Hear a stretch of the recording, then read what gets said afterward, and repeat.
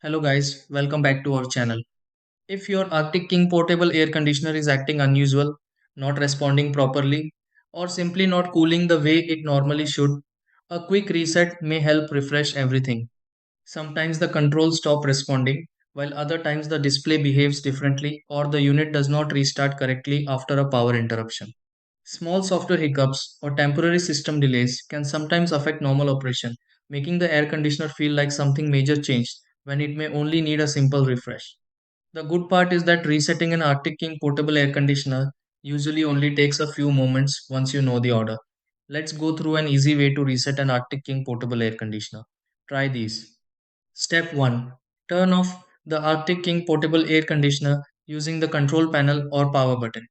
Step 2. Remove power from the Arctic King portable air conditioner for a few minutes to refresh the system. Step 3. Wait briefly before reconnecting the Arctic King portable air conditioner to power again. Step 4. Turn on the Arctic King portable air conditioner and check if the display responds normally. Step 5. Select a cooling mode on the Arctic King portable air conditioner to confirm settings are working properly. Step 6. Let the Arctic King portable air conditioner run for several minutes and check if everything feels back to normal.